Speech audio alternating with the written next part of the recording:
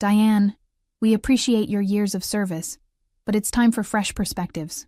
Your role is terminated effective immediately. The words hung in the air between us like stale perfume. Across the sleek conference table, Jillian Ames sat with perfect posture, her expression professionally neutral. At 42, she was 17 years my junior, with credentials from prestigious consulting firms and an MBA from an Ivy League university that she managed to mention in every company meeting. I didn't blink.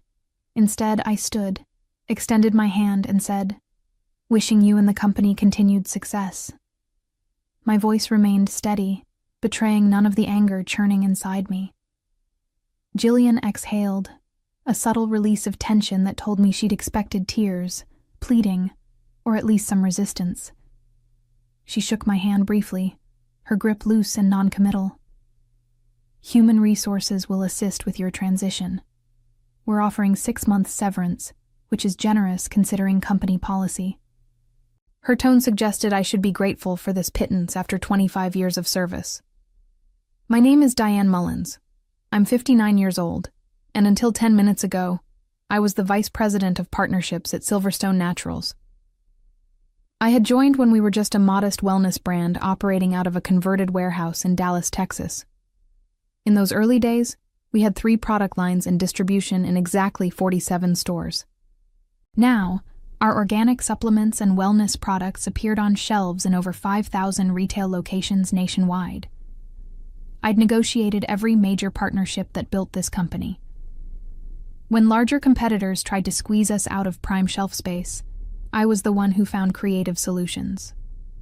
When supply chain issues threatened our growth during the pandemic, I secured alternative materials without compromising quality.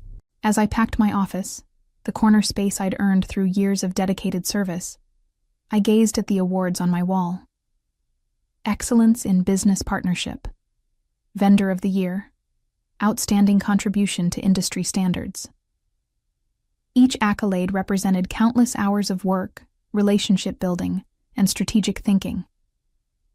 My assistant, Catherine, appeared in the doorway, her eyes red-rimmed. "This is wrong," she whispered. "Everyone's talking about it. Nobody understands why." I smiled gently.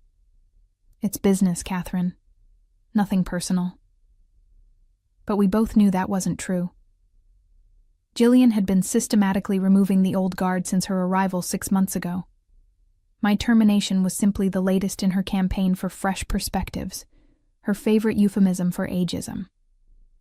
As I carried my box of belongings toward the elevator, I passed the gleaming sign that read, "Silverstone Naturals, Wellness Without Compromise." I couldn't help but think that some compromises were evidently acceptable after all. Looking back, I should have seen this coming. The first warning sign appeared when Jillian arrived at Silverstone Naturals last October. The board had hired her with great fanfare, touting her as a transformational leader who would take our company to the next level in the competitive wellness market. At her welcome reception, I extended my hand and introduced myself. "Diane Mullins, Vice President of Partnerships. I've been with Silverstone for 25 years. Looking forward to working together." She smiled, but her eyes assessed me coolly. "Wonderful to meet you, Diane.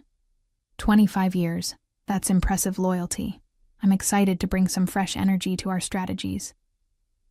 Fresh energy. It seemed innocent enough then. But within weeks, Jillian hired 3 consultants from her previous firm. They conducted what she called a talent landscape assessment, essentially evaluating every executive and director-level employee. I noticed they spent considerably more time with the younger team members.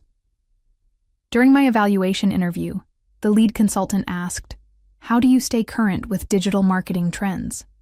And, "Are you comfortable with rapid technological changes?" The questions felt pointed, designed to expose perceived generational weaknesses. At dinner that evening, I mentioned my concerns to my husband, Robert. "I think they're building a case against the older executives," I said, pushing my salad around the plate. Robert squeezed my hand. "You've survived 4 CEOs and 2 acquisitions. You'll outlast Jillian too." I wasn't so sure. The following week, Thomas Grayson, our 62-year-old chief operations officer, was encouraged to retire. A 36-year-old from Jillian's former consulting firm replaced him. 2 weeks later, our 57-year-old marketing director was restructured out of her position. Despite these warning signs, I had one source of comfort. 5 years earlier, I had made a strategic personal investment that was now proving more valuable than ever. Through careful financial planning and some inheritance money from my mother, I had acquired a significant silent stake in CoreLogic's Distributors, the company that handled 70% of Silverstone's national fulfillment contracts. It had been a calculated risk. I saw how dependent Silverstone had become on CoreLogic's specialized services and nationwide infrastructure. Our wellness products required temperature-controlled environments, specialized handling, and precise delivery schedules. Finding an alternative would be nearly impossible without significant disruption. No one at Silverstone knew about my investment. I had established a holding LLC called Meadowlark Ventures to manage my business interests outside the company. It was perfectly legal and ethical. I had disclosed having outside investments without specifying what they were, as per company policy. I never imagined this silent investment would become my insurance policy. The morning after my termination, I woke at 6 as usual. For the first time in 25 years, I had nowhere to go. The house felt eerily quiet without the usual rush to prepare for work. I made coffee and sat on my back porch, watching the sunrise and contemplating my uncertain future. At 59, I was technically too young to retire, but old enough to face significant challenges in the job market. I knew the statistics. The average job search for executives over 50 lasted nearly a year, twice as long as for younger counterparts, and most ended up accepting positions with lower compensation and status than their previous roles. Robert joined me on the porch, coffee in hand. "What's next?" he asked, his voice gentle. I sighed. "I don't know yet, but I'm not done." My phone buzzed with a text message from Harold Peters, CoreLogic's CEO. "Heard what happened. Dinner tonight, 7 p.m. at Giovanni's." Harold and I had a unique relationship. While he knew me as a Silverstone executive, he was also aware that I was a significant investor in his company through Meadowlark Ventures. We maintained strict boundaries between these two roles, never discussing proprietary information that would create conflicts of interest. That evening at Giovanni's, a quiet Italian restaurant in downtown Dallas, Harold greeted me with a sympathetic embrace. 25 years, and that's how they thank you? Shameful. As we settled into our booth, Harold got straight to the point. "Jillian Ames called me this morning. Wants to review our partnership agreement and explore more favorable terms. Translation: she wants to cut costs at our expense." I nodded, unsurprised. That's her style. Quick wins to impress the board without considering long-term consequences. Harold sipped his wine.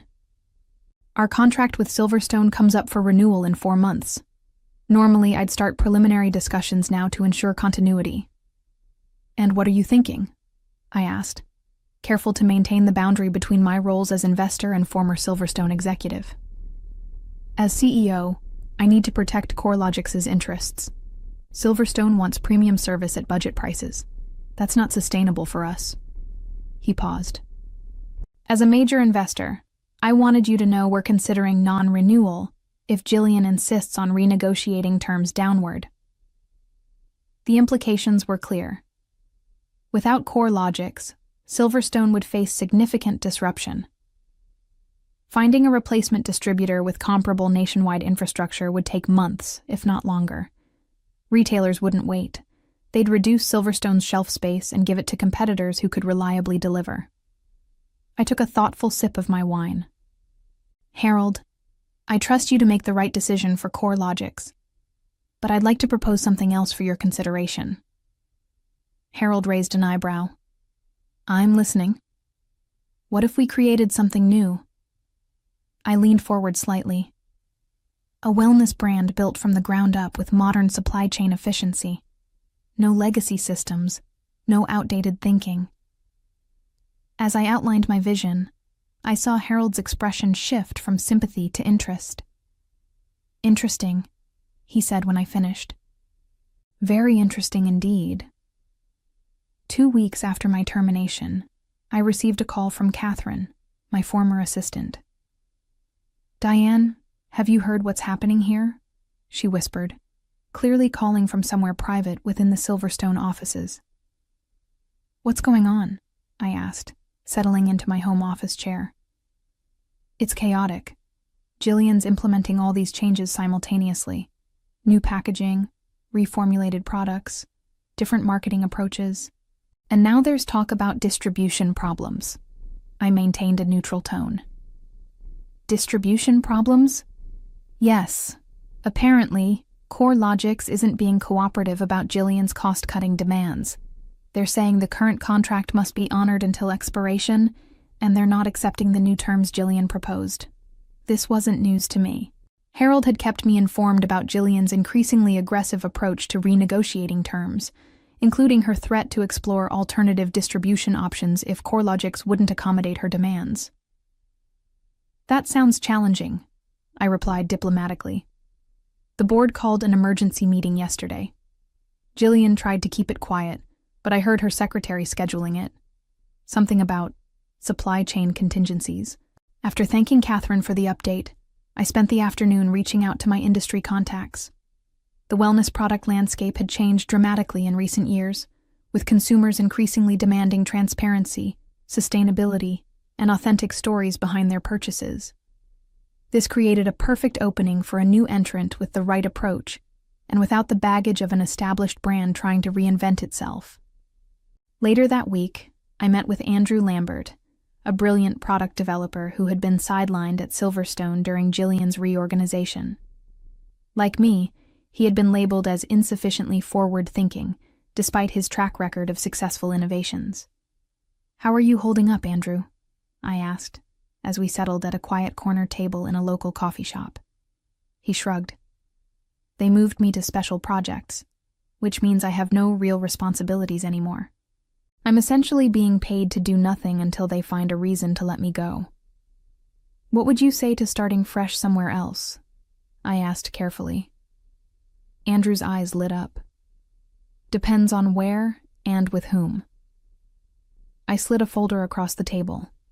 Inside was a preliminary business plan for Evergreen Wellness, a new company focused on personalized wellness products with sustainable sourcing and transparent manufacturing processes. "I'm assembling a team," I explained. "People who understand this industry but aren't afraid to reinvent how things are done. I need a product development leader." Andrew studied the materials carefully. "This is impressive, Diane. But starting from scratch, the investment required would be substantial." "I have investors lined up," I said, not mentioning that the primary investor was myself through Meadowlark Ventures. "And I've secured preliminary distribution capabilities." Again, I kept CoreLogics' involvement vague. By the time we finished our coffee, Andrew had agreed to join Evergreen Wellness as soon as he could gracefully exit Silverstone. Over the next 2 weeks, I recruited 4 more key team members, all experienced professionals who had either been pushed out by Jillian or were growing increasingly dissatisfied under her leadership. Each brought valuable expertise and industry connections. Meanwhile, Silverstone's distribution challenges were intensifying. Through my industry network, I learned that major retailers were receiving notice that Silverstone deliveries might face disruptions in the coming months. This was standard practice when a distribution contract was at risk. CoreLogics was legally obligated to inform retail partners of potential supply chain changes. The notification sent ripples of concern through the retail community. Buyers began reaching out to Silverstone for reassurance, only to receive vague responses that further eroded confidence. Precisely as I had anticipated, Jillian's cost-cutting strategy was backfiring spectacularly. By trying to pressure CoreLogics into accepting less favorable terms, she had destabilized Silverstone's most critical business relationship. 1 month after my departure from Silverstone, I received an unexpected visitor. Monica Reynolds, chairwoman of Silverstone's board of directors, called asking to meet privately. We had always maintained a cordial, professional relationship, though she had ultimately supported Jillian's decision to restructure the executive team. We met at a quiet restaurant on the outskirts of Dallas. Monica looked tired, with dark circles under her eyes and a tension in her shoulders that hadn't been there before. "Thank you for meeting me, Diane," she said after we ordered. "I imagine you're not feeling particularly charitable toward Silverstone right now." "I spent 25 years building that company," I replied evenly. "My feelings are complex." She nodded. "That's exactly why I'm here. We have a situation, and I think you might be the only person who can help us understand it." "What situation is that?" I asked, though I had a good idea. Monica leaned forward. "Our distribution network is falling apart. CoreLogics has formally notified us that they won't be renewing their contract when it expires in 3 months. They've also rejected all proposed modifications to the existing agreement." I kept my expression neutral. "That sounds challenging." "It's more than challenging. It's potentially catastrophic. We've approached 6 other distribution companies. None can match CoreLogics' capabilities, especially their temperature-controlled facilities for our plant-based products." "What does Jillian say about all this?" I asked, genuinely curious about how my replacement was handling the crisis. Monica's expression darkened. "She insists we can build our own distribution network, but the board has seen the numbers. It would take 2 years and millions in capital expenditure to create something comparable. We don't have that kind of time or money." "So why are you telling me this?" I asked, though I knew exactly why. "You built our partnership with CoreLogics from the ground up. They trusted you. Harold Peters won't even take Jillian's calls anymore, but I'm betting he'd talk to you." Monica looked at me hopefully. "Would you consider acting as a consultant to help salvage this relationship?" The irony was almost too perfect. Jillian had pushed me out for fresh perspectives, and now the board wanted my help to fix the mess she had created. "I'm flattered that you thought of me," I said carefully, "but I've actually been quite busy with a new venture." "A new venture?"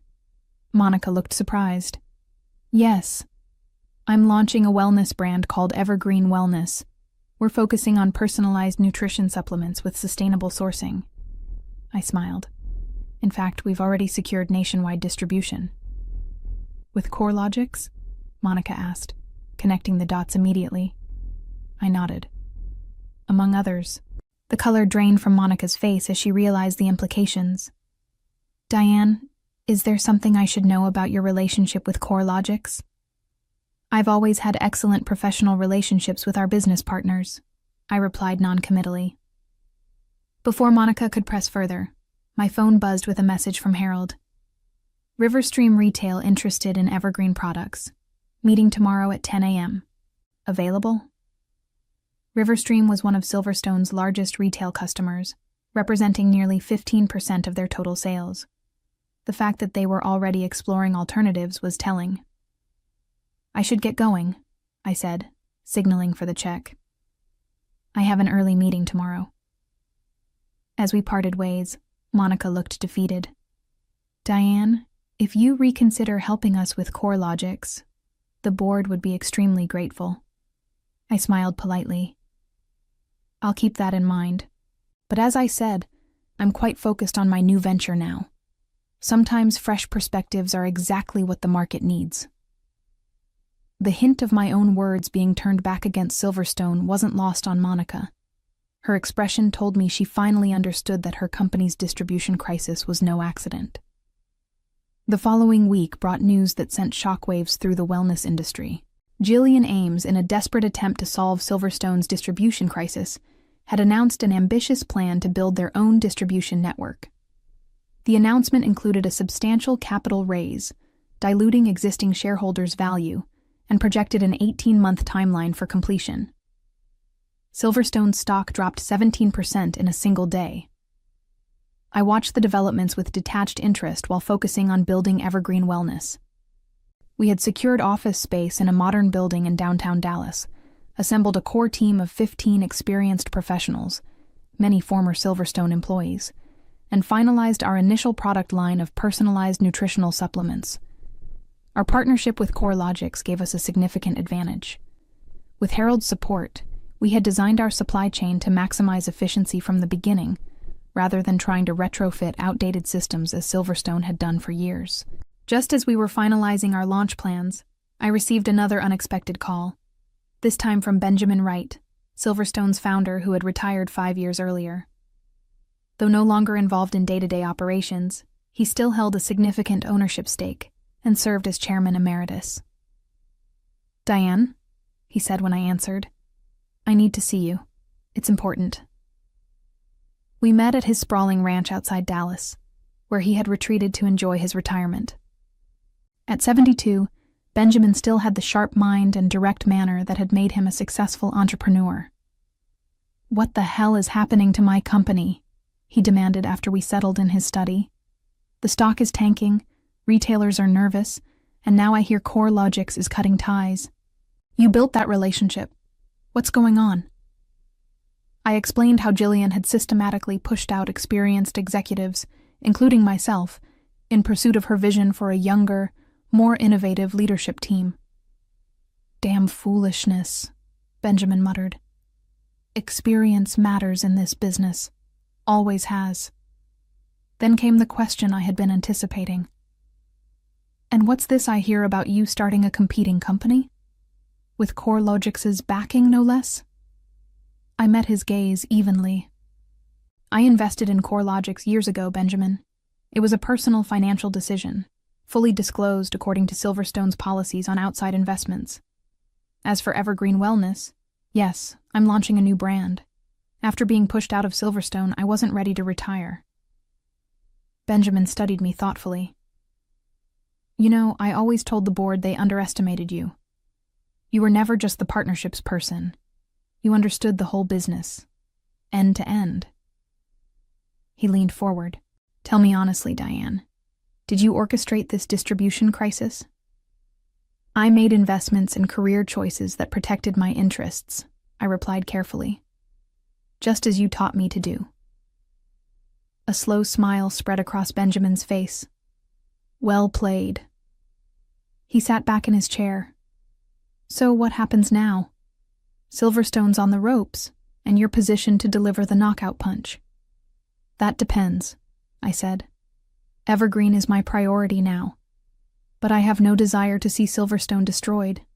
Too many good people still work there." Benjamin nodded thoughtfully. "The board's called an emergency meeting for tomorrow. They're discussing Jillian's future." He fixed me with an intense gaze. "If changes were made at the top, significant changes, would there be any possibility of salvaging the CoreLogics relationship?" I considered this carefully. I can't speak for CoreLogics. They're making business decisions based on their own interests. But new leadership might create an opportunity for a fresh conversation. Benjamin smiled at my deliberate use of the term fresh conversation. "I still have some influence with the board. Perhaps it's time I made a few calls." As I drove home, I realized that the situation had evolved beyond my original expectations. What had begun as a simple story of comeuppance was developing into something more complex, a potential industry realignment where I held significant leverage. The headline in the Dallas Business Journal said it all. "Silverstone Naturals CEO ousted after distribution crisis. Founder returns as interim leader." Just 3 months after pushing me out, Jillian Ames had been terminated by the same board that had once championed her fresh perspectives. Benjamin Wright had emerged from retirement to stabilize the company he founded, immediately announcing a return to core values and a renewed focus on key business relationships. I received the news via multiple text messages from former colleagues, each expressing various degrees of satisfaction at this turn of events. Catherine, my former assistant, was particularly jubilant. "Justice! When are you coming back?" But I had no intention of returning to Silverstone. Evergreen Wellness was 1 week away from our official launch, and we had already secured commitments from retailers representing over 60% of our projected first-year sales targets. My phone rang, Benjamin Wright calling. "I assume you've heard the news," he said without preamble. "I have. Congratulations on your return." "It's temporary," he said. "Just until we right the ship, which brings me to the reason for my call. I need to meet with Harold Peters. Today, if possible." "I can't speak for Harold," I replied. "But you can facilitate an introduction," Benjamin countered.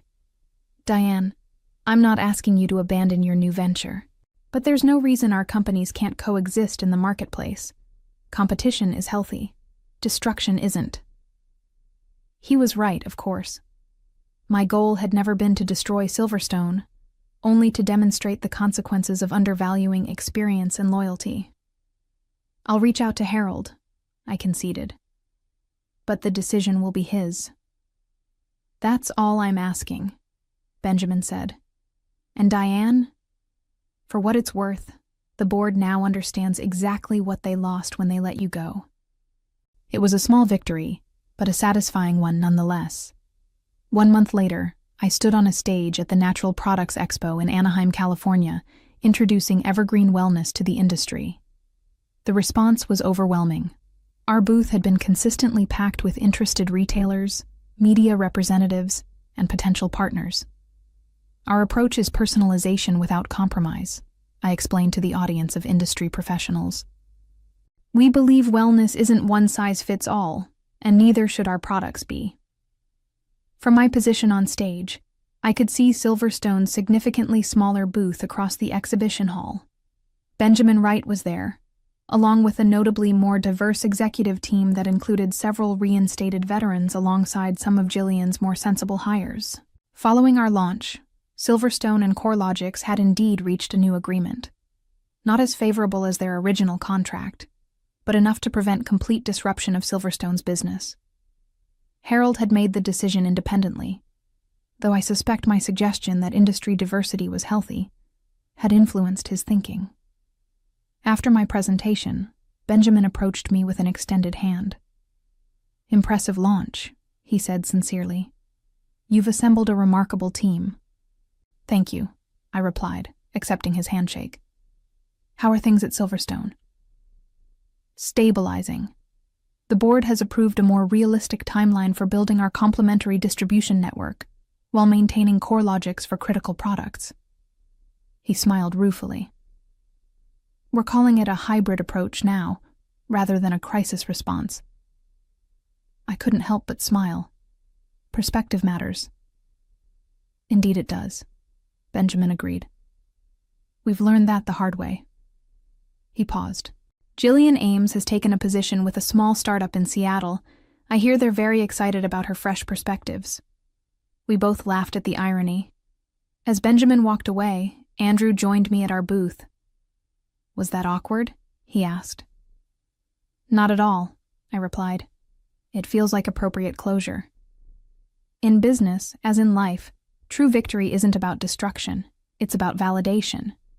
My journey from company loyalist to successful competitor had come full circle, not in bitterness, but in vindication of my worth.